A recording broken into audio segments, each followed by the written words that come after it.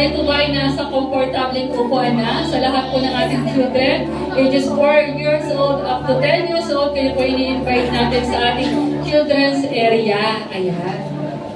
Tayo po bang lahat ay nagagalak sa umagang ito? Pumalakpak po ang lahat ng masaya sa umagang ito. Praise God! Ayan po, so last week wala tayo at tayo po ay umattend o nakipag-join sa ating 47th anniversary. Amen po ba? At tayo po ay tuloy-tuloy sa ating team na Christ's authority is the answer, standing as one church. Ayan. So umaga pong ito, naalala niyo po ba yung unang hakbang na kayo ay tumuntong sa church ng JIL? Yan.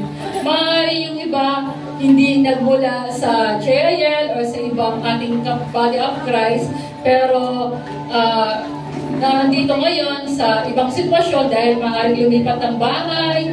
Di ba ba? Naalala niyo po ba yung unang tungtong ng paa niyo sa church?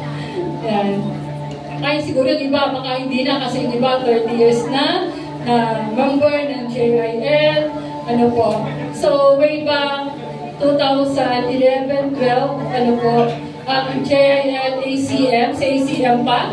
Ayan, dun po ako unang nakakilala sa Panginoon. Napakahabang istorya. Ako po ay nag-work sa EPSA for how many years? For 9 years. Isang taga-Batanggenya. Sino po yung taga-Batangas dito? Taga-Batangas! Yan, taga-Bawan po ako, Bulibay. Taga-saan po sila? Santa Teresita. Ayan po, So, ako po ay napadpad dito sa Cavite dahil dito ako nakapagtrabaho dahil nandito yung pinsan ko. So, pisang buo ko katabi ng bahay namin. So, siguro, dito ka mag-try sa EPSA, magtrabaho. For how many years? 9 years na ako nagtatrabaho sa EPSA.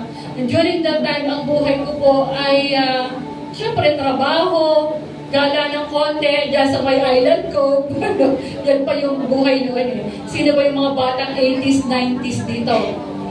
80s, 90s. Yan, yung mga Gen Z.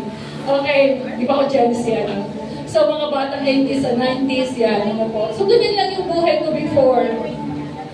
Pero alam niyo po, habang ako pag Sunday or Saturday ng gabi, kasi malapit lang yung bahay namin, doon sa bahay ni na Ate Ella, wherein doon may mga praise and worship, parang naririnig ko ang ganda ng awit. So, kung nakakaano naman yung kantang yun, parang nakakatouch naman ang puso, Not knowing na sa pamamagitan pala ng kantang yun, ng mga praise and worship, unti-unti na pala nangungusap ang Diyos sa akin. And the rest is history, mamaya ipapaliwanag kung paano ako napadpad dito sa JIL na dinala ng Panginoon. So, yun. So, sabi dito, ayun, salamat sa Panginoon, mahabang istorya. Ayan, patuloy na naglilingkod sa Panginoon, binago ng Panginoon ang buhay ko at ang buhay ng bawat isa at patuloy na binabago po ng Diyos. Amen po ba? Amen. So, ang title pa rin po, hindi na po ako lumayo. Sabi dito, Standing as One Church, Unity in Diversity. Yan. Manatiling nagkakaisa sa kabila ng pagkakaiba-iba. Diba? Wala tayo, there is no such thing as a perfect church. Wala akong perfecto. Mapapagod lang tayo kung hahanap tayo ng perfectong church dahil ang mga nasa church ay mga tao na hindi perfect. Amen po ba? We all have differences. Meron tayong pagkakaiba-iba. Di po ba iba-iba yung karakter natin? Iba-iba yung pinagmula natin. Pag sinabing taga Batangas, ang laging kilala ang Batangas identity ay ano po ang Batangas? Matatapang daw. So, di ba? Ilalabas yung balisong. Yung pag nag-usap-usap sa sasakyan, sa jeep, parang nag-aaway. Ang lalakas ng boses. Di po ba? Ano pa ba? Yung pag mga taga-Pampanga, ang bansag sa Pampanga, masarap magluto. Yan. So, mga Ilocano, Ilonggo, malambing. So, iba-iba, Pero as an individual, meron tayong mga strength at may mga weaknesses po tayo. Tama po ba? Yung iba, may mga pabida-bida, bida-bida, may mga ganyan. Merong mga very sensitive. No, yung pag hindi ka nakabayan, naku, nalapasan naman ako ni pastor. Kasi naman, yung pastora, hindi ako napapasan. Meron namang insensitive. Yung parang, ang salit magsalita, pero akala niya, hindi siya nakakasakit. Diba ba? Mga gano'n, ang daming mga differences ng bawat isa. Pero ang maganda sa Panginoon, tayo po ay naririto, iniligtas ng Panginoon, at kahit sa pamilya, nagkikiskisan, pero tayo ay binuklod ng pagmamahal ng Diyos. Kailan po ba? Sige, tayo po ay manalangin sa oras na to. Panginoon, maraming salamat sa umagang ito dahil malaya kaming makapagsamba, makapagpuri, makapagpasalamat, O Diyos. Lord, we pray this morning that you will anoint thy servant, O God. Ikaw lamang po ang maitaas, maparangalan sa aking buhay. Panginoon, alam niyo po kung ano po yung katatayuan ng bawat isa sa amin, Panginoon. We pray and I pray this morning na patuloy kang mangusap individually, Panginoon. Lord, patuloy na sa kabuuan ng aming pagtuturo, Panginoon, that you will touch everyone's heart this morning. Lunurin mo po ng sobrang pag-ibig mo ang bawat puso ng bawat isa sa amin, Panginoon. Maranasan namin ang kapangyarihan ng banal na Espiritu Santo, O God. At sa umagang ito, hindi kami aalis, Panginoon, na hindi ito magkakaroon ng malaking impact sa bawat buhay, bawat puso. That there will be a transformation, Panginoon. There will be a revelation. You will revive once again our hearts, Panginoon, our spiritual, O God, in Jesus' mighty name. Be glorified, be magnified, Panginoon, sa aming kalagitnaan. Ito po aming panalangin in Jesus' name. Amen and amen. Muli po natin palakpakan ang ating Panginoon. At tayo po ay pag-aaralan natin ang Romans chapter 12, verse 3 to 21. Dito po tayo iikot, please bear with me po habang binabasa ko po ito. Sabi po, humble service in the body of Christ. Ayan. Verse 3, for by the grace given me, I say to every one of you. Si Apostle Pablo po ang nagsasalita. Do not think of yourself more highly than you ought, but rather think of yourself with sober judgment in accordance with the faith God has distributed to each of you. So, malinaw na sinasabi dito, tayo ay naligtas sa pamamagitan lang ng habag at biyaya ng Panginoon at walang sinumang pwede pagmalaki nito. Verse 4, for just as each of us has done one body with many members, and these members do not all have the same function. Yan. Katulad po ng pinag-aralan natin, tinuro ni Pastora yung anatomy and physiology, diba? So, Jesus is the head, tayo po ay member lang ng body of, member po tayo. Maraming, isang ulo pero maraming bahagi ng ating katawan. So sa verse 5, so in Christ we, though many, form one body, and each member belongs to all others. In verse 6, we have different gifts. Tama po, meron po tayong iba-ibang gifts. Yan. Nasabi po dito, according to the grace, dahil sa biyaya, ang kaloob ng Panginoon to each of us. If your gift is prophesying, then, sabi doon, prophesy. In accordance with your faith, if it is serving, then serve. Ayan. Sino po sa ating kalagitnaan ang belong na sa isang life group? Mahalaga po na tayo po ay merong kinabibilangang ministry. Na po kung tayo po ay matagal na i-desire natin, saan ba ako pwede? Parang gusto kong umawit. Parang gusto kong sumayaw. Pero parang gusto ko din mag-usher. So, yan po So, if it is serving, then serve. If it is teaching, then teach. If it is to encourage, then give encouragement. If it is giving, then give generously. Yan. If it is to lead, do it diligently. If it is to show, sabi po dito, next, yan. Then, show mercy. So, verse 9, okay. Love in action. Love must be sincere. Ito ang sinasabi ni Apostle Pablo. Kung nais natin na magkaroon ng totoong unity, united, stand as one church, mahalaga pong maunawaan po natin ito. Itong mga characteristics na to, yan, ano po, love must be sincere. Hate what is evil, cling to what is good. Verse 10, ano po ang sabi doon? Pakisabay-sabay. Yung parang, ang pagbabasa ay yung kumain na. Ayan. 1, 2, 3.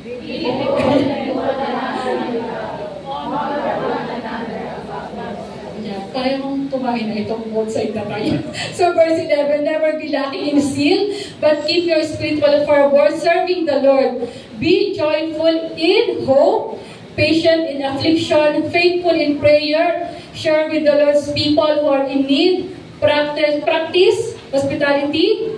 14, bless those who persecute you. Ayan daw, ano? Pag ikaw daw ay pinapersecute, i-bless mo daw siya. Ano? Bless and do not curse. Rejoice with those who rejoice. Makigalak ka sa nakikigalak. Ayan. Mourn with those who mourn. Sa mga nagdadalamhati, makiigsa ka sa mga nagdadalamhati. Live in harmony with one another. Do not be proud, but be willing to associate with people of low position. Do not be conceited. Ayan, ang sabi po doon. Do not be conceited. Okay. At sabi doon, last, do not repay anyone evil for evil. Ayan, wag mong gawa ng masama ang masama. Ibig sabihin, wag mong masama na, gagawa mo pa ng masama. Be careful to do what is right in the eyes of everyone. If it is possible, as far as it depends on you, live at peace with everyone. Hanggat maaari mamuhay tayo talaga ng may kapayapaan sa isa't isa. Yeah. Do not take revenge. Huwag daw tayong mag-higanti. Mamaya, diniscuss natin yan. My dear friends, but leave room for God's wrath, for it is written, it is mine to avenge, I will repay, says the Lord. On the contrary, if your enemy is hungry, ano sabi doon? Kung ang iyong kaaway ay nagugutom, parang mahirap yata. Mahirap pa. Sa totoong buhay. Ano? Sabi dito, in doing this, you will heap burning coals on his head. Do not overcome by evil, but overcome evil with good. Ayun. So ano po yung makikita po natin sa susunod na slide?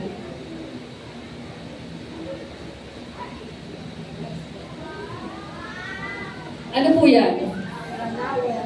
Ayan. Ano pong masasabi niyo dyan? Sino pa nakarating na sa Cordillera? Sa Ifugao, Mountain Province? Pero ano po ba? Oh, pero ano po ba? Napakitas nga po ng kamay, pero ano po ba nakakita, kapunta dito? Hindi ko pa rin po napupuntahan, pero ewan ko po kung bakit po ako nilid ng Panginoon na ipakita po ito.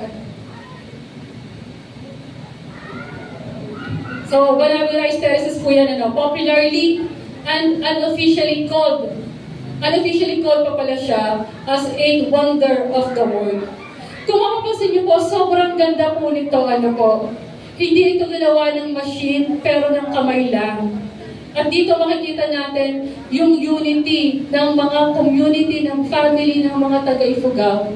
Thousands of mga Ifugaos ang mga gumawa nito. Ano po, and from generation to generation, hindi sinabi exactly kung gaano katagal, pero sabi as I research, it took parang 200 to 300 years from generation to generation. Grabe, ano po. So, I hope and I pray na makarating ako dyan. So, sabi dito, ano yung purpose? Yeah, sabi dito, mahigit 2,000 years ago ang nakalipas na ito ay biniyak. Ano? Sabi dito, hindi lang isang tanawin o tourist spot, ito ay may malalim na layunin para sa mga Ifugao at sa kulturang Filipino. Ano yung purpose? Bakit ginawa ito? Ayan, ang Banawi Rice Terraces ay tinayo upang makapagtanim ng palay sa kabundukan. Dahil matarik ang mga bundok sa Ifugao at kakaunti ang patag na lupa, inukit ng mga ninuno ang mga bundok upang gawing hagdang-hagdang taniman. sa ganitong paraan na gamit nila ang lupa at tubig ng bundok upang magkaroon ng matatag na kabuhayan. Yun pala yung purpose. So, inukit nila para pang kabuhayan nila, may makukuha na silang pagkain, matatag na kabuhayan at supply ng pagkain. So, as you can see po, sabi dito, ayan, kung i-visualize natin, gaano siya kalaki, kalawang, ang terraces ay 4,000 to 5,000 feet above sea level. Ayan. So parang ma-imagine ang isang Empire State Building ay 1,454 feet tall.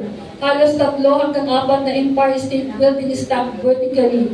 Yeah. So yun po yung kung makikita po ninyo. So ano ang connection? Bakit ko po sinabi ito? Sa ating pag-aaral. Sabi dito, they were not built by machines nor by a single man. They were carved by hand. So mamagitan lang ng kamay, generation after generation, by the Ifugao people who worked together side by side with one heart and one purpose. So, na-build ito, nagawa ito, na-accomplish ito sa pamamagitan with one heart and one purpose. Ano po? At sabi, through unity, they shaped the mountains. Through cooperation, they created life. And today, thousands of years later, those terraces still stand a living testimony of what people can do when they stand as one. Alam po, no? A living testimony of what people can do when they stand as one. So makikita po natin yung relationship po sa ating church. Kung tayo po ay nandun yung pagkakaisa, pagtutulungan, we will create a transformation, a life that will give a great impact sa community at sa ating pamilya. Amen po ba? Tingnan po natin ang holistic thing. Pag isa lang po yan, makakatanggal po ba yan ng dumi? Hindi. So, pakisabi sa iyong katabi, mahalaga ka. Mahalaga ang bawat isa. Okay. Sige po, simulan po natin. As our introduction, unity in the church. Unity in the church is one of the most essential marks of the Christian faith. Totoo. Ano po? Ang dami natin nababalitaan ng mga churches na nagkaroon na na-divide na. Nagkaroon na ng division. Actually, yung iba nawala na. Hindi po ba? Samot-sari na mga division sa Amerika, division sa government. Ano po? Walang pagkakaisa. And you see, pagka wala pong pagkakaisa, wala tayong mararating, walang ma-achieve. Kahit sa isang pamilya, kung hindi magkakasundo, kung ang itong mission, ito yung purpose, pero hindi ka nakikiayon, wala pong mangyayari. Amen po ba? Kaya mahalaga po na tayo pong lahat ay united. Ano po, sabi dito, from the earliest days of the apostles, believers were called to be one heart and one soul. During the early Christians, bakit po naging matagumpay ang early Christians? Ano po, nung si Jesus ay pumunta sa langit, iniwan nila yung Holy Spirit, from added to multiplication, ang marami po ang nabuborn again, ang nakakakilala sa Panginoon. Because of what? They devoted, bawat isa, lagi silang nananalangin, araw-araw nagsasama-sama sila para manalangin. From addition to multiplication, katulad po ng itinuro ko ng last month. Ano po, thousands of mga Jews ang nakakilala sa Panginoon. Bakit? Kasi nakikita doon ng mga tao, grabe yung kanilang pananampalataya, grabe yung kanilang pag-ibig sa bawat isa, walang kinukulang, no? Binibenta nga nila yung mga ari-ariya nila para lahat equal, nakakakain. Ganun yung naging impact nila sa Jerusalem. That's why, because of what? Because they are united, because they have the same faith, at nandun yung action nila. At sabi din dito, living together in harmony, love, and mutual support. Makikita natin, nagkaroon sila ng harmony, nandun yung pag-ibig, nandun yung supportahan. The church, as the body of Christ, is meant to reflect the perfect unity of the Father, the Son, and the Holy Spirit. At kung nakikita na nagkakaroon ng pagkakaisa sa church, sa community, sa pamilya, it's a reflection of the Trinity. Amen po ba? At sabi doon, This unit is not merely about agreement in doctrine or worship style. It is spiritual bond created by the Holy Spirit that transcends cultural, social, and personal differences. Sabi doon, the church is called the body of Christ. Tama po, ano? Many members, marami tayo dito. Gano'n na po ba? Ilan na po ba yung member ng JIL? Million. Sabi nila, during sa Luneta, umabot ng 1.8 million daw yung attendees doon. So sabi, many members, but one body. Ayan. Sabi dito, but standing, take note, sabi po, but standing as one is not automatic. It takes intentional love.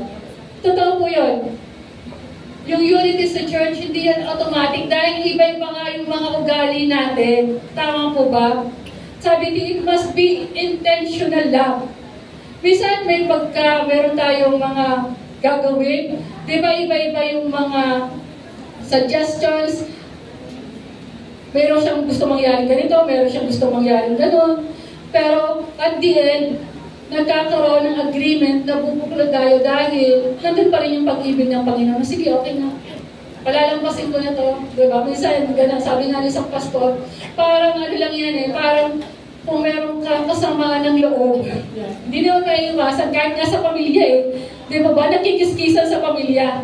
Diba? Pero talagang mga tao na nagsasalita ka pa lang, nag-o-oppose na. Hindi ba?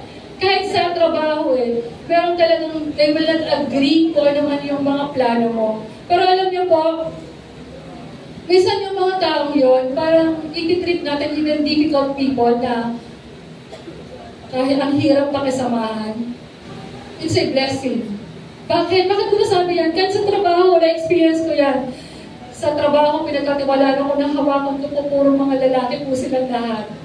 Puro lalaki. And sometimes, pagka babae yung iba yung tingin, di ba? So you have to be firm with your decision. Sometimes, hindi pa nangyayari yung mga ganito, nakakontra na. Pero alam niyo po, gawin mo lang siyang sanding paper, yung diliha, sanding paper. Parang doon, sa pamagitan ng mga tao yun, namomold yung karakter mo.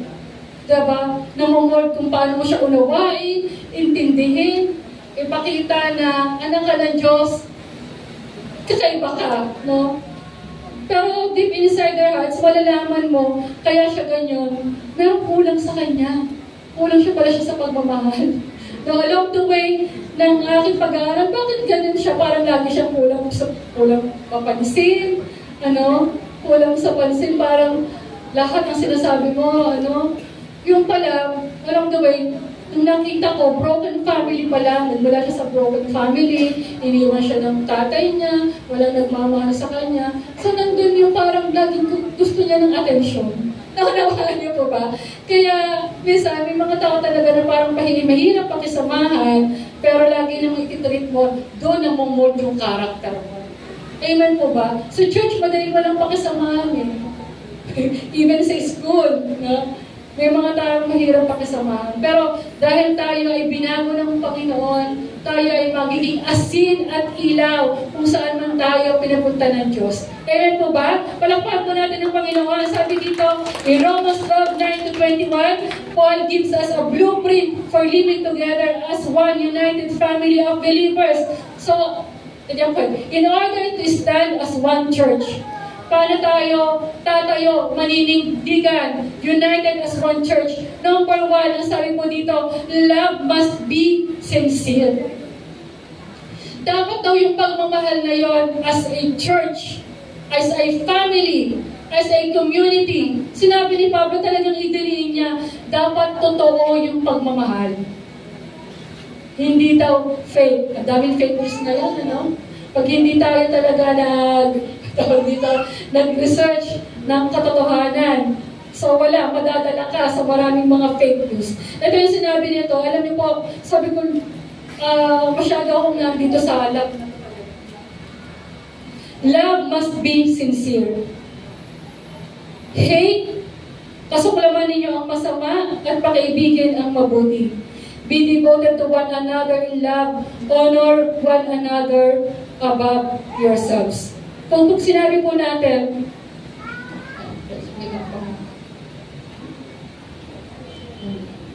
love must be authentic. Totoo ba ang pagmamahal mo sa iyong asawa?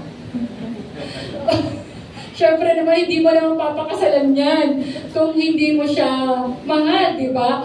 Unless lang meron dito na yung arrangement. Meron bang arrangement? Or merong ano lang, sabi nga nila ay tinutukan ng barel. Wala namang gano'n, ano? So, natutukan ng barel o napikot? Wala naman. Wala namang napikot, ano? Talagang pusang loob na... Amen? Tama po ba? Pumalaki pa nga po yung mga mag-asawa. Ano?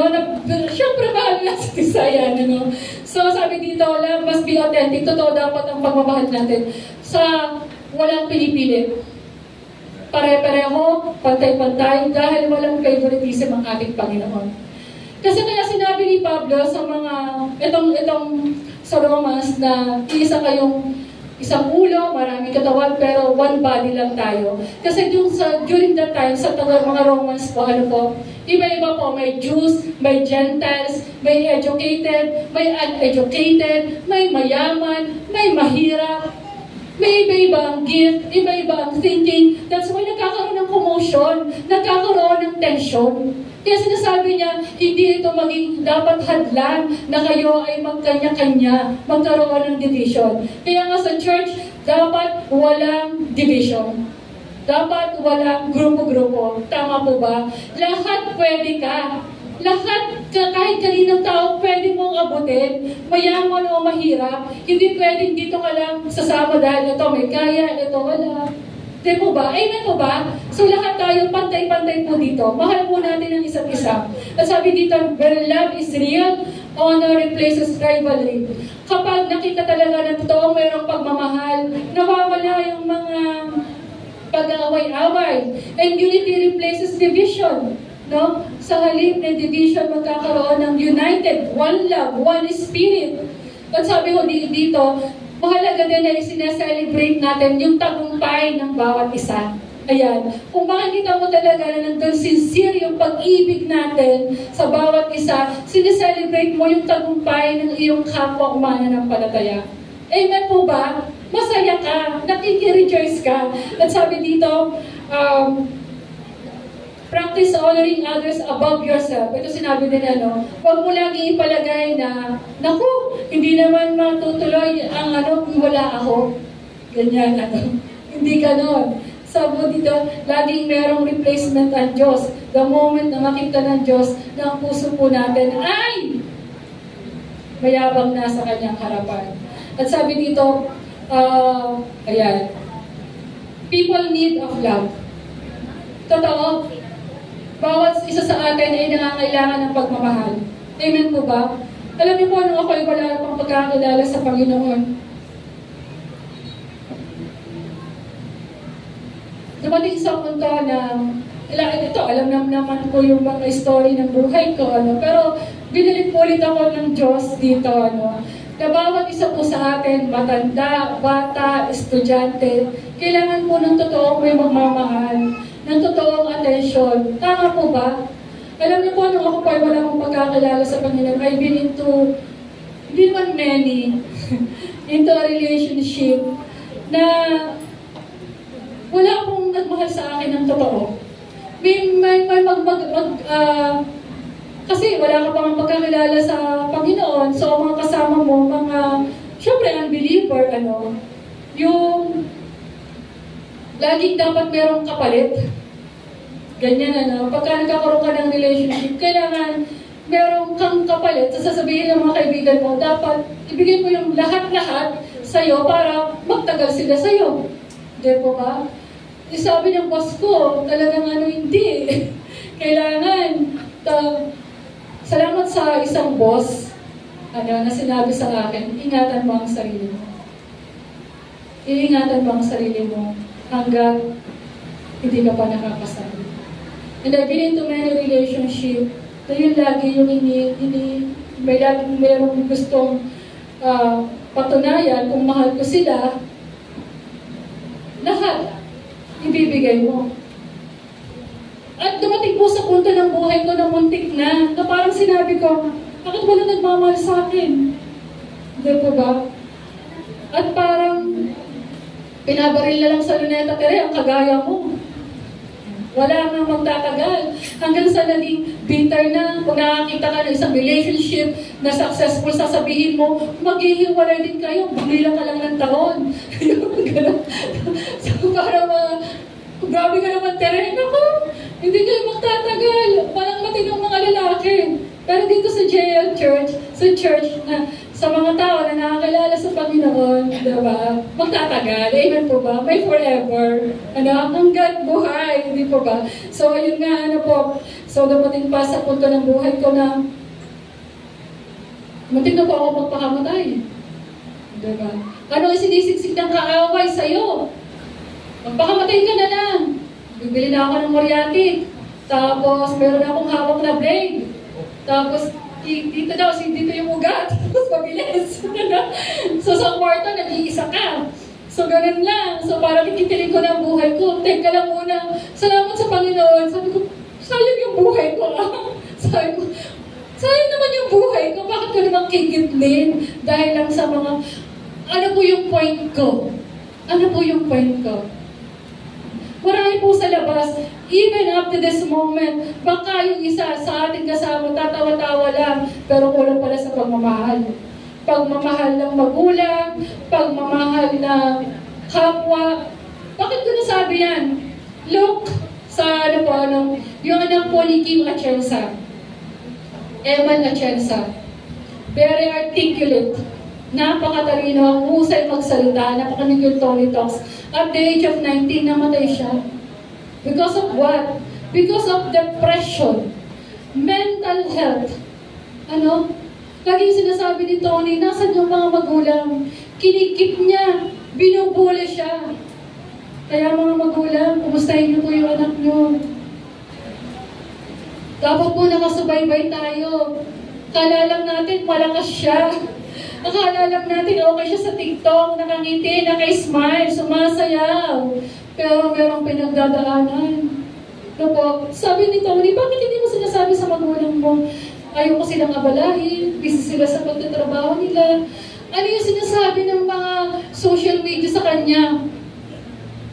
You are so ugly, kill yourself, wala kang silbi, you are not valuable.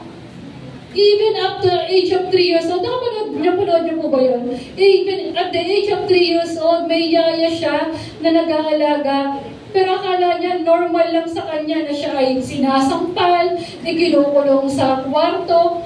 Would you imagine, at the age of 3 to 4 years old, yung yaya niya, nanonood ng mga pornography na nandun siya, kaharap siya. Yun yung nagsitin sa kanya, akala niya okay lang yun. No? Tingin mo na yung buhay mo. Ganyan. So, up to this moment, alam niyo po, sobrang uso ng bullying. No? Even nga yung aking mga pamangkin, nagkwento yan, minsan nabubully siya. Kailangan nila ng pagmamahal. At kung yung pagmamahal na yun, hindi nila nakikita sa pamilya, hindi nila nakikita sa school, at least man dito sa church, nakikita din nila na may pagmamahal dito. Na sila dito nakukuha ng lakas, nakukuha ng encouragement. Amen po ba? Kasi yun yung totoong nangyayari. Practical lang po ako. Nangyayari po yung totoong buhay. No? Sa New York nag-aaral, ang ganda pa na magiging future. Pero dahil sa mental health, depression, anxiety, why? Because maybe she needs an attention. Doon niya na voice out kung ano yung nararamdaman niya. Maring hindi niya masabi sa pamilya niya, hindi niya masabi sa kaibigan niya, dahil baka walang maniwala sa kanya, walang makinig sa kanya. Yung 1 to 7 years old ng bata is a formative years wherein dapat nakatutok ang magulang. Amen po ba? Kaya minsan, i-take mo yung anak mo. Anak, sumama kami sa magulang mo, hindi puro kaibigan lang. Nakakadyo po ba? So sabi dito, be devoted one another, napakahalaga po niyan. So sabi dito, mas mabuild dapat ang pag-ibig na yon, ang pagmamahal na yon. Bakit? Sabi dito, above all, love each other deeply because love covers over a multitude of sins. Tama. Gaano man kalaki yung kasalanan natin, kayang-kayang i-cover yan ng pag-ibig. Ganyan ka-powerful ang pagmamahal, di ba ba? Minsan nga makakapanood tayo sa mga story, di ba? Kahit yung minsan, magkakagalit, magkakaway, pero at the end, maganda yung story pagka nagkaroon ng pagkapatawad, nagkaroon ng pagmamahal, ng acceptance. Amen po ba? Kaya kahit nagkamali yung asawa mo, no, paulit-ulit, no, lagi tayong humingi ng Diyos. Hindi naman natin kaya magpatawad ng pagmamahal kung ang puso natin ay hindi punong-puno ng pag-ibig ng Diyos. Amen? Tama po, mahirap magpatawad na pag niloko ka. Diba? Ito, very confidential, pero wala, I will not mention any name. Alam mo yung sa isang trabaho na pinagkatiwalaan ka, lahat ibinigay sa'yo ng boss mo, pero along the way, for how many years, or 9 years to 10 years, yung tiwalang ibinigay na yon ay sinira mo. Ang sabi ng boss ko, ang hirap ibalik ng pagtitiwala. And it really takes time. No? It really takes time. So, ganun si Satan, sisirain niya ang bawat buhay, ang bawat pamilya. Kaya nga tinuturo sa atin ng Panginoon, kung we want to be united by achieve ang isang purpose, as isang goal, kailangan nating magmahal ng tapat sa isa't isa. Kasuklaman natin ang masasama at pakiibigin ang mabuti. Yun po yung sinasabi. Number 2, sabi dito, active participation. Never be lacking in zeal, but keep your spiritual fervor serving the Lord. Huwag daw tayong maging tamad. Magpakasipag daw tayo sa gawain ng Panginoon. Maglingkod tayo. Sabi doon, buong puso kayo maglingkod sa Panginoon. Buong puso. Kaya that's why I encourage everyone sa wala pa po mga ministry, makijoin po kayo sa ministry. No, kasi doon, alam niyo po, ang ganda ng ginagawa. Kasi ito yung training ground natin. Sino ba yung mag-aakala na kaya mo palang kumanta? Dahil sa church, dahil dito, natututo tayong humarap sa mga tao. Dati mahihayin naman ako, ayaw ko magsalita. Marami dito mga nagtatestify dati na hindi makabasag pinggan. Ayaw magsasalita. Pero dito na-train tayo, di ba? When basta yung una kang nanalangin, na talagang kaba yung una akong nanalangin, grabe, sabi ko, Diyos ko, sabi ko, hindi ako makakatulog. At nung una ako nag-pray sa talagang brief and concise, parang hindi ko lang umabot ng 1 minuto. And after that, talaga isinusulat ko na. Sinusulat ko pa yung pananalangin noon. Pero along the way, nat-train nga, ini-equip ng Diyos. Kaya sabi dito, huwag daw tayong maging tamad. Share with the Lord's people who are in need. Practice hospitality. Unity thrives when everyone is actively serving. Yan. Magiging maunlad lang ang isang mission ng church kung, sabi doon, actively serving. Nakikisa ka. O, sabi ni Pastora, meron tayong bless a home. Meron tayong gagawin evangelistic crusade. Pero kung lilima lang ang magpa-participate dyan, sa 10 lang ang magpa-participate dyan, hindi ganang magiging matagumpay. Amen po ba? Palapakan na po natin ang Panginoon. Kailangan natin ng support system ng bawat isa. Yung pagka, okay, join ako dyan. Sige, join ako. So sabi dito, mahalaga na nakakipag-participate. Ayan.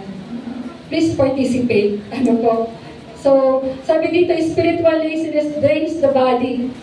Kaya nga, pagka wala tayong ministry, ayan, so nadidrain daw yung katawan natin. Kaya nga, pagka walang ginagawa, yung utak natin, walang iniisip yung mind natin, papasukan niya ng kaaway, kasi idle mind. Nakalawa niyo po ba? Bakit si David during that time, hindi siya sumama? sa laban. Ayun, nakita niya si Bathsheba, naliligo. Nagkaroon ng temptation. Pumasok. At sabi dito, spiritual passion strengthens it. Totoo. Tingnan po natin, ano po yung sa ministry na pag ginawa po natin, masaya po tayo.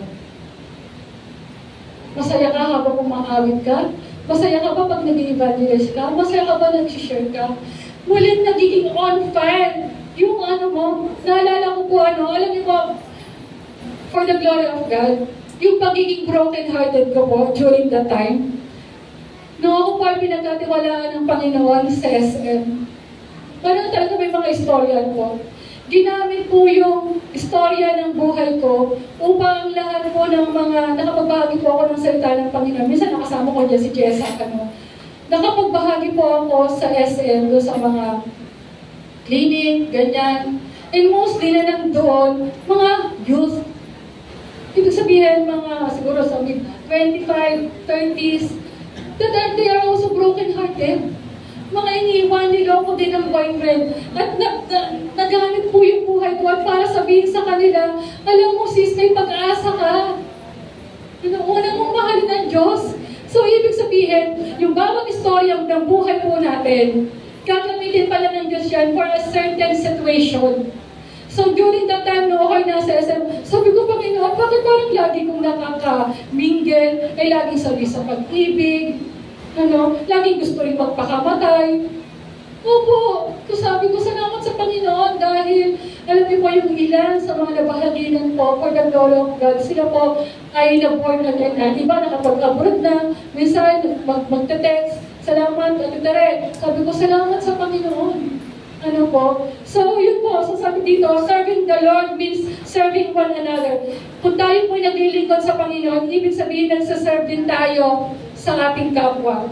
Meeting needs, showing hospitality, sharing burdens. Ayan. Ang maganda lang talaga sa church, yung pag ikaw ay merong sisipanalangin mo, meron akong pinagdadaanan, nakakaranas ng sakit at karamdaman. Nakikita mo yung pag nagkakaisa na pinapanalangin ka, lumalakas, sumisigla yung buhay mo. Nasasabi mo, may nagmamahal sa akin, may nagmamahal sa akin. So yan po, let us activate in participation. Okay? At sabi din po, next po, speak blessings and feel deeply. Yan. Bless those who persecute you.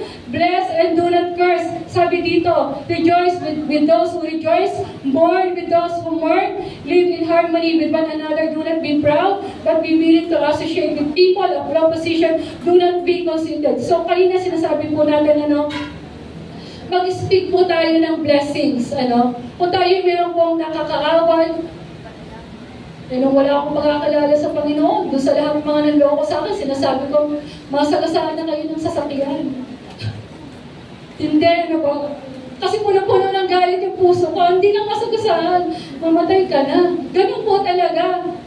Ganon. Pero salamat sa Panginoon dahil po binago talaga ng Diyos yung puso ko. At bawat isa po sa atin, we experience that, na binago talaga ng Diyos. Yung dating magagalitin, alam niyo po pag nagalit po ako noon, it takes a year.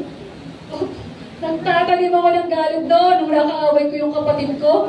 Imagine mo, for 1 to 2 years, nagkabati lang pa yata kami nung during EDSA Power Revolution. Sabi doon, magkaisa. Umangawit, magkaisa. Ikaw ba naman yung binabato ka ng combat shoes? Ng kapatid mo.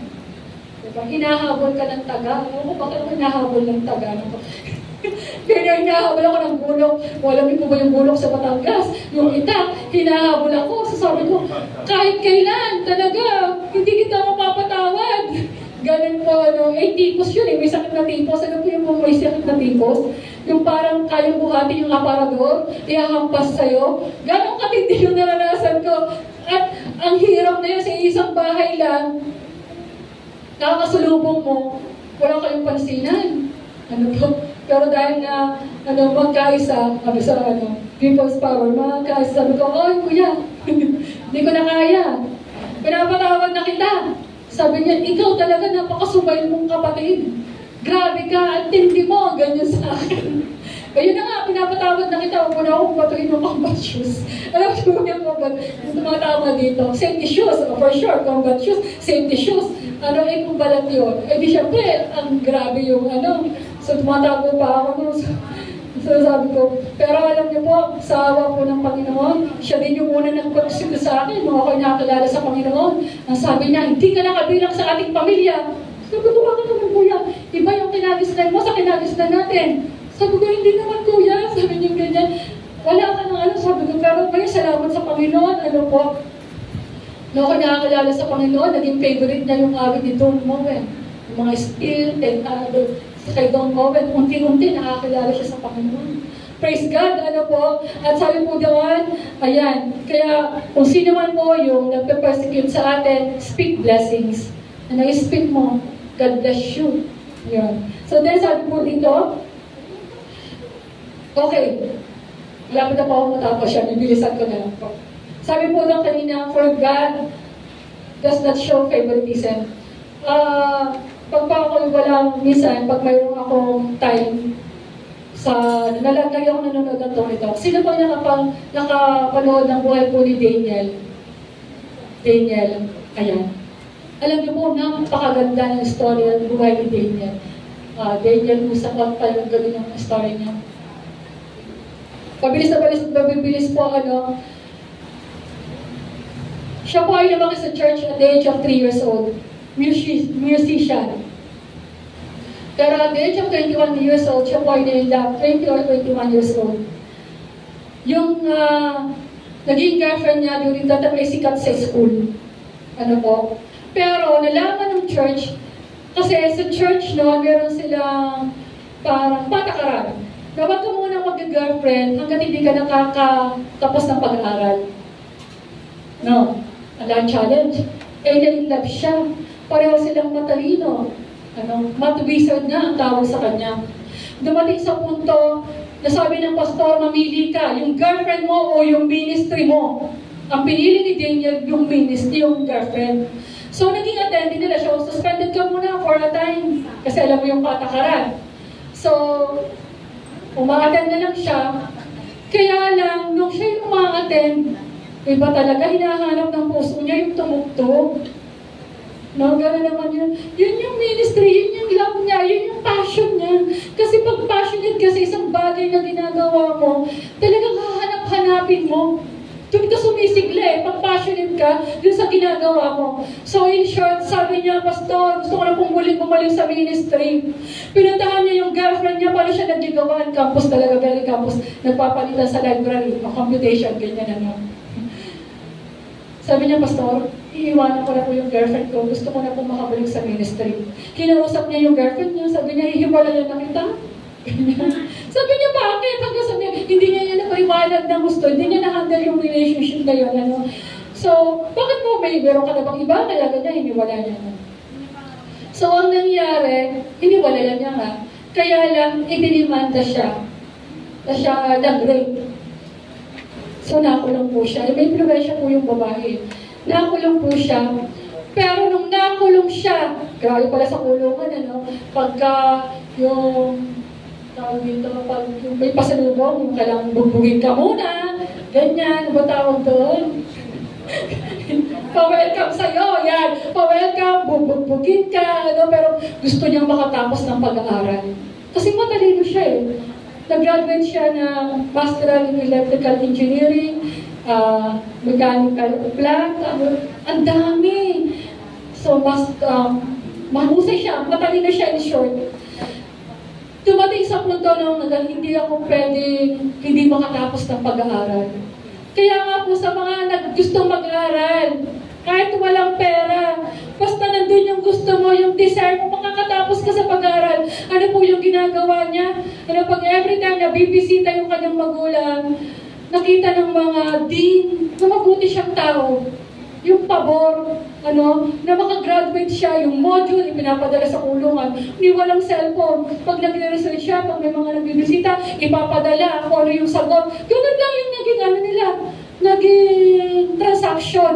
ng kanyang pag-aaral. At dumating pa nga sa punto na yung thesis niya, imagine mo habang nasusulat siya sa thesis, sinusulat niya, yung may mga mental, yung mga retarded, may problema sa grabe yung parang yung mga dumi, tatalsik sa papel niya. Habang nagagawa siya ng thesis, uulitin-ulit niya. Gusto niya nang sumuko nung time na yun.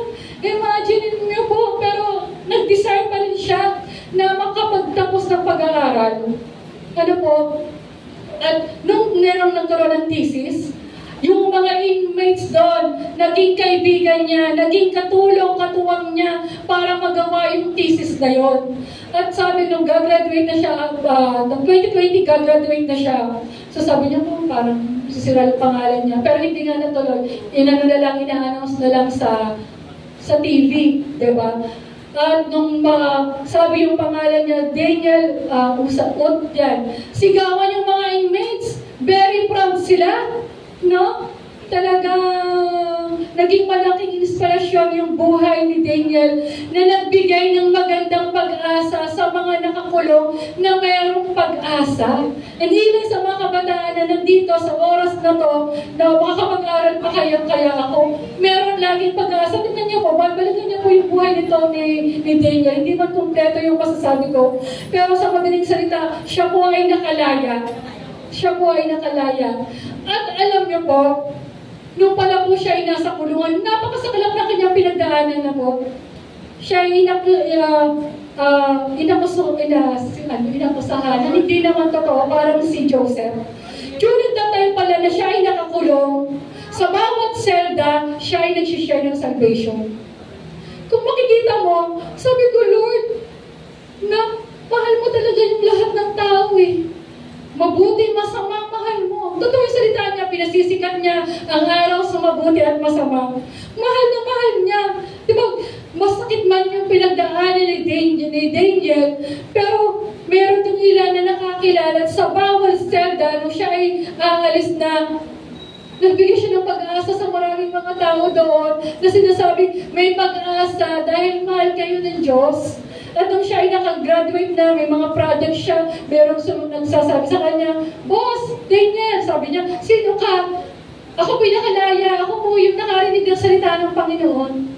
Ang galing lang. For God does not show favoritism. Wala talaga siyang paborito.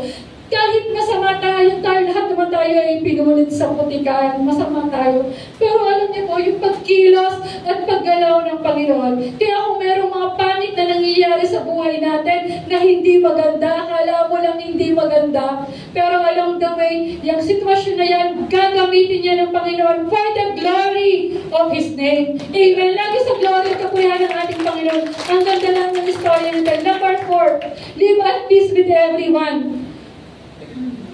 Pakibasa nga po. Huwag.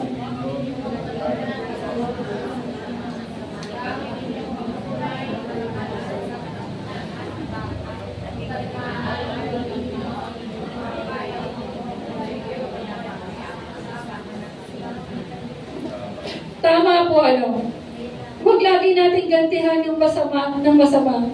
Mahalaga na tayo may karoon ng peace of mind.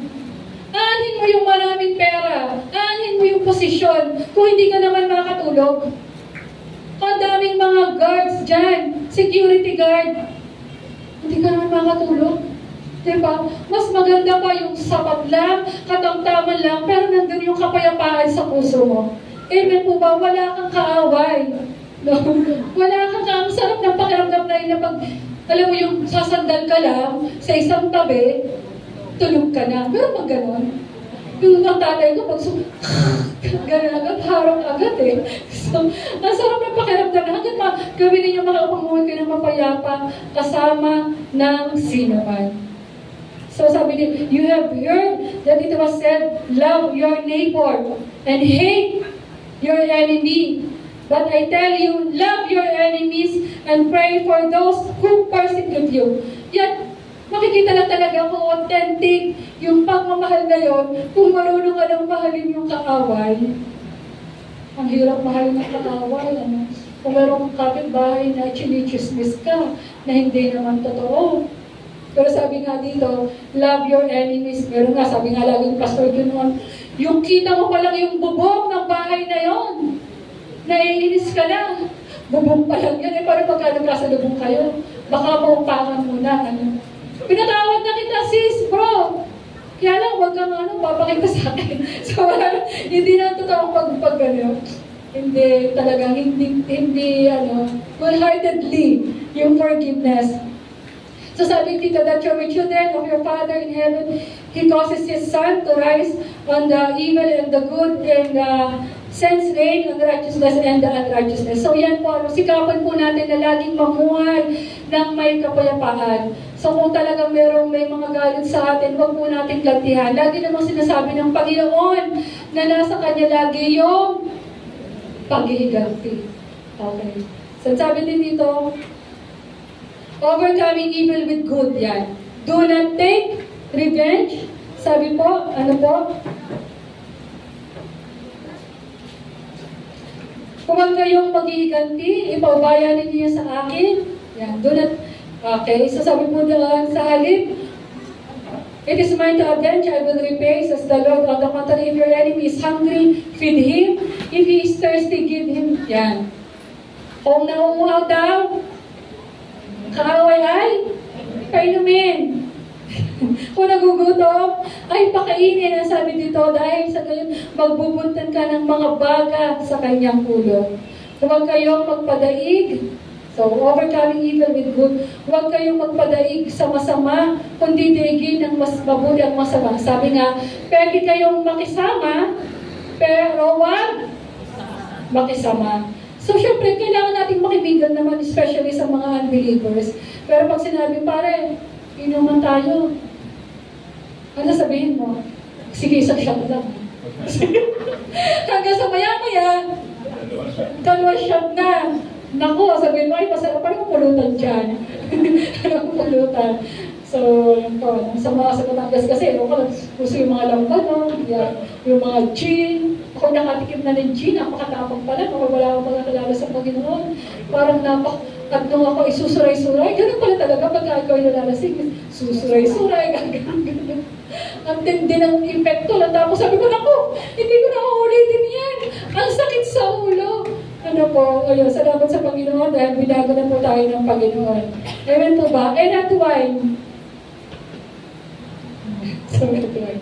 Mas maganda daw ang red wine sa heart. Ano po. So, ayan po. At sabi po dito, okay. Yan. Tingnan po natin. Tatlong bagay lang po ito at malapit na po ako magtatapos.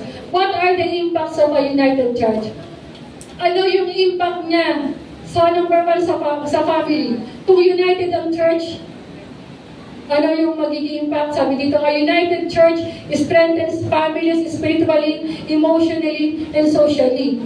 Okay? So, Ephesians chapter 4, verse 16, from Him, the whole body joined and held together by every supporting ligament grows and builds itself up in love in each other. Kapag united ang church, malaki ang impact dito sa pamilya, sa mag-asawa, sa kung may problema, dahil natututunan natin na mananalangin ang bawat pamilya. Sa pamagitan ng kung ano yung naririnig natin salita sa church, nagbabasa tayo ng Bible, yun yung magpapalas ka sa atin as a family. Kaya laki ng impact nito. So sabi dito, spiritual growth, families grow in faith through collective teaching, praying, and worship. Ang ganda lang tingnan na bawat pamilya ay sama-sama. Sino po yung bawat pamilya dito na nakakilala sa Panginoon, na naglilingkod sa Panginoon? Amen? Tama po ba? Na makita sa pangarap po yan, huwag hindi pa po kami buong pamilya. Ang sarap lang makita na ang pamilya ay magkakasama-sama na sasamba sa Diyos at mag-worship. Ano po? So, bakit malaki ang impact nito sa family? Modeling love and respect. Nandun yung pagmamahal, respeto. Mahalaga po yun na buo ang pamilya. Kasi sabi nga nila, ang unang sinisira ni Satan ay pamilya.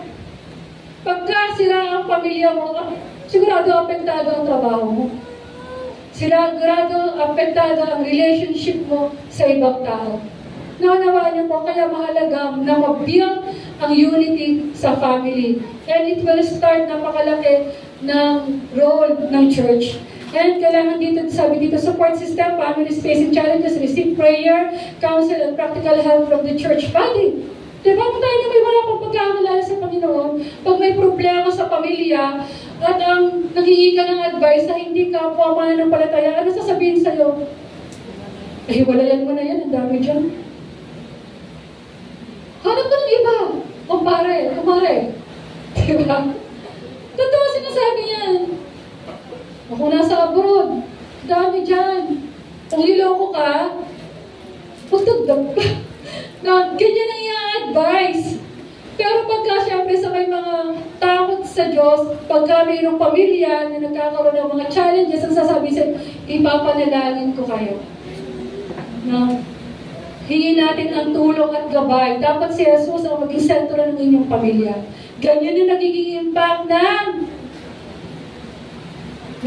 unity and love sa family. And sabi mo doon, next, yan. Impact on God's kingdom. Unity among believers directly advances God's mission. Strong witness, a united church reflects Christ's love, drawing more people to the kingdom. Alam niyo po, yung pagiging pagkakaisa natin, meron pong malaking impact yan sa kingdom ng ating Diyos. Pagka tayo nagkakaisa, ayan, meron tayong Bless a Home. Sino po dito yung produkto ng Bless a Home program? Diba, yung tayo po ay nagpunta sa bawat mga subdivision, inuna natin ACM, Paramount, Richmond. May mga bunga dito ng mga Bless a Home program namin, di ba? Meron din naging bunga dito na nagbigay tayo ng trucks. Nandito rin. So, ang laki po na akala po natin yung sama-sama tayo, na tayo humakayo. Napakalaki ng impact niyan. Isang kaluluwa na makakilala sa Panginoon, nagsa-celebrate ang libo-libo anghel sa kalangitan. Kaya nga po, kanina yung pinag-aralan natin, participate. You have to activate participation. Mahalaga po yun. So, effective ministry, united efforts in mission, evangelism, and outreach multiply impact. Yung JIL, sabi nila, nagsimula lang yan sa 15 students. Diba? A church without a roof. Pero would you imagine how many ng country ang naabot because of the power of the Holy Spirit, because mayroong mga nananalangin, dahil ang Jesus is Lord Church ay pinanganak sa puso ng Diyos, hindi sa tao. Kaya nga pinaglilingkuran natin ay ang Diyos. Si Jesus ang sentro ng ministry ito. Siya ang may-ari nito. Amen po ba? Palakpakan po natin ang ating Panginoon. Spiritual authority, unity amplifies prayer, spiritual influence. Sabi dito, fruitful in eternity, every soul rich and disciple matured contributes to eternal rewards. Amen po. Napakahalaga po ng isang kaluluwa na makakilala sa Panginoon. Ito yung pinakamagandang regalo na maibigay natin sa Diyos. Bakit? Mahalaga, oo, binigyan ka ng iyong asawa ng ginto, diamond, wow. Diba? Mahal ng ginto ngayon, nasa 6,000 yata per gram. Di ko lang alam. Abot pa raw yata ng 9,000. Susuin mo yung mga ginto ngayon. Diba? So, pag isinala mo, baka kikita ka pa. Nag-fade po. Ibig sasakyan, nag-fade yan. Pero alam niyo po, yung pinakamalaking impact sa kalangitan, na habang buhay, pasasalamatan ka ng taong yon na siya, ginamit yung buhay mo para makakilala sa'yo. Ang laki ng impact na yun kasi hindi lang blessing, kung hindi buhay na walang hanggan ang ini-offer mo sa kanyang buhay. At habang mga nasa langit, pasasalamatan ka niya. Salamat kapatid, nang dahil sa'yo, ginamit ka ng Panginoon upang makakilala ako. And now, nandito tayo magkasama sa langit. Amen po ba? Let us desire to win more souls for God. Maraming uhaw na mga kaluluwa, uhaw sa pag-ibig, hinahanap yung pag-ibig sa iba't ibang pamamaraan. Kaya nga, ang daming dumadami yung mga lesbian, dumadami yung mga gay, for one reason. Gusto nila belong sila. Gusto nila may magmamahal sa kanila. Yun lang yung punot-punot na yun. Amen po ba? At sabi dito, fruitfulness in eternity. Let us win more souls for God. Win more souls for God. Malapit ang dumating ang Panginoon. At sabi dito, impact on the community at church, united in purpose sa surrounding society. Okay, pag nakikita, hindi ko na mababasahin lahat, pag nakikita na united ang church, magkakaroon ito ng impact sa community. Dahil nag-share tayo ng Word of God, mababawasan yung mga drug addicts, mababawasan yung mga kabataan na walang direction ng buhay. Marami magkakaroon ng encouragement, magkakaroon ng pag-asa. Ano po? Kaya napakahalaga po ng church sa community, sa family, at magkakaroon ng malaking impact sa kingdom ng Panginoon. So, sabi po dito, ayan, huwag po natin kakalimutan, let your light shine before others, that they may see your good deeds and glorify your Father in heaven. Iniligtas tayo ng Panginoon, hindi para umupulan. Tayo ay isin at ilaw, at kung hindi yan gagamitin, parang isang bag lang yan, isang sapatos na leather. Kaya ba tingnan mo yung bag o yung sapatos, pag hindi mo ginamit ng matagal, ano mangyayari? Magkakaamag. Kaya kung may talents po tayo, kung tinatawag ka ng Panginoon sa about time na mag-involve ka sa ministry, then go. I-grab po natin. Kasi bawat isa sa ating binigyan ng gifts ng Panginoon, ng talents, na walang sasabi na, hindi ako doctorate, hindi ako nag-graduate ng master's degree. Sina Peter ay magsasaka, uneducated, pero ginamit ng Diyos mightily. Diba? At sabi po dito, next po, yan, as our conclusion, sa Romans chapter 4, verse 40-21, calls believers to live as one body in Christ, using their unique gifts to serve others and glorify God. Ayan. True Christian living is marked by humility, sincere love, harmony, and generosity. Ito daw po ang mark ng totoong Kristiyano na nagkakaisa. Kailangan nagkakaroon ng pagpapakumbaba, ng totoong pag-ibig, nagbibigayan, nagkakaunawaan, responding to evil with good, and bearing one another burdens. When the church embodies these principles, it becomes a united, powerful, and transformative force, impacting families, communities, and God's kingdom with effects that endure for eternity. Sino po yung kauna-unahang tao na nakalanded sa mundo?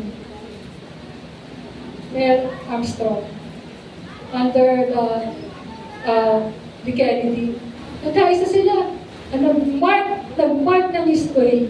Nakita niyo po, kung talagang mayroong pagkakaisa, kayang makuha yung isang goal at isang purpose. The same thing as a church, kung tayo po yung nagkakaisa, kung marami pang problema, basta nagkakaisa, malalampasan po yan. Amen? And sa maga po ito, let us desire, Lord, I belong to you. Diba? Sa'yo lang talaga ako. Ano? We need your love. I need your love, Lord. No? Kung sa tingin po natin, Panginoon, gusto kong ibalik yung passion na yun sa akin, yung alab ng paglilingkod ko sa'yo. Yung dati kinakanta mo, yung dati-rati, laman ng puso ko'y. Ang sunod ako. Diba? Ano tayo? Ngunit ngayon. Diba? Kaya meron din kanta, naalala ko, we are the people of the Lord, with the holy nation, believers in Jesus, lifting up. So tayo ay one body, a holy nation. So amen po ba? Kaya tayo po ito kayo sa Panginoon, tayo po ay manalangin. Pwede po natin gamitin yung inawit natin kanina, yung sabi dito, I belong to you. We belong to Jesus. Amen po ba? And let us desire na lagi natin nasamin yung pag-ibig na yon, yung pagkakaisa na yon sa ating mga puso.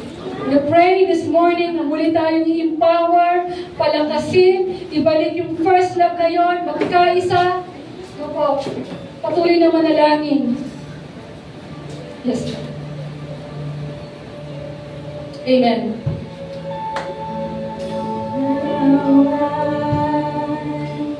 I belong to you, all I need. And your spirit Your truth. Your truth. Hear my cry. Hear our cry this morning. To know you more, Lord. Bayan mo natin ating Diyos. Tayo ko'y umawin.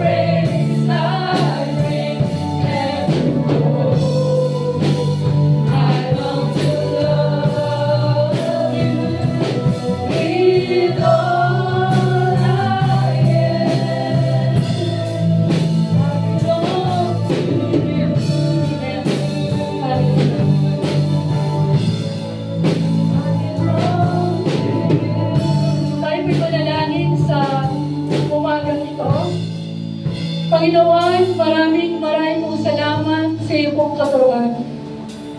Salamat sa sugdulang biyaya, sa habag, sa pag-ibig niyo po sa bawat isa sa amin, Panginoon.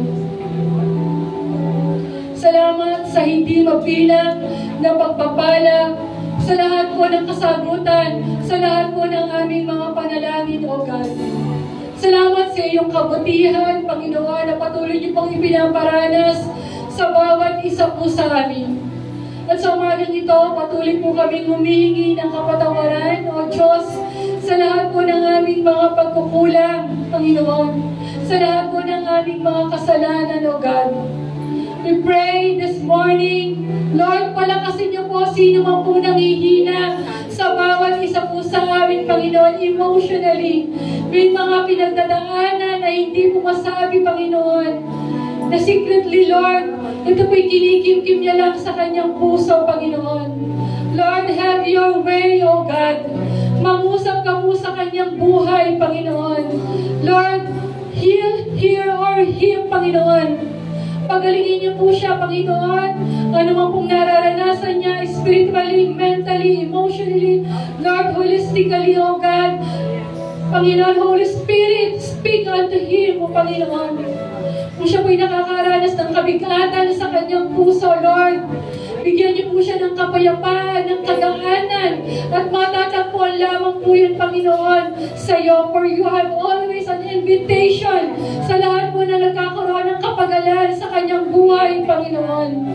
And Lord, sa umagang ito, O God, kung may mga problema sa mag-asawa, sa pamilya, financially, Lord, Panginoon, even may mga sakit at karamdaman, O Diyos, you are so powerful. powerful. Makapangyarihan ka. Kailan may hindi ka magbabago noon, ngayon, at magpasawalang hanggan. You're the same God, Panginoon. Kung sino na ikaw na nagpapagaling noon, until up to na, Panginoon, patuloy kong gumagawa ng mga himala sa bawat buhay ng bawat isa sa amin. Lord, we pray this morning, patuloy kang gumawa ng mga himala sa kanyang buhay. Lord, magkaroon ng transformation ng kanyang buhay, Panginoon. Baguhin niyo po siya, Lord, by the power of the Holy Spirit, O God. Natanggapin kanya bilang Panginoon at kanyang tagapagligtas. Lord, na ibigay niya 100%, isuko ang kanyang buhay sa iyo, Panginoon. For you alone, kung siya lang makakatagpo, Panginoon, ng kapahinahan ng kanyang pagal na puso at kaluluwa, O God. In Jesus' mighty name.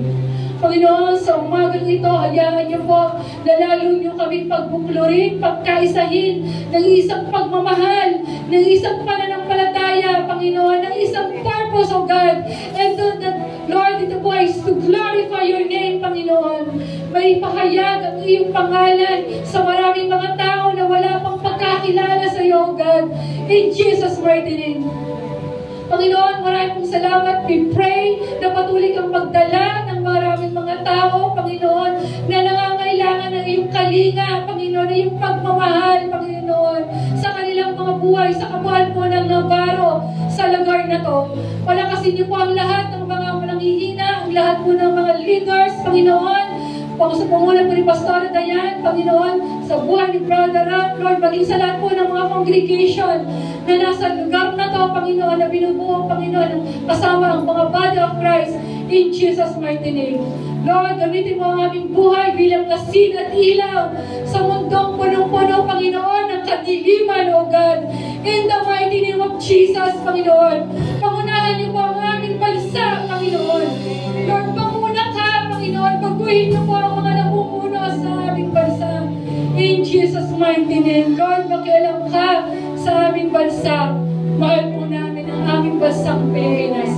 And I declare Jesus is Lord over our family, Panginoon, sa aming mahal na bansa, sa lahat po ng mga namumuno, Panginoon, sa bawat pamilya, bawat community sa aming bansa. Maraming pong salamat. Ito po aming panalangin in Jesus' name. Amen and amen. Praise God. Amen.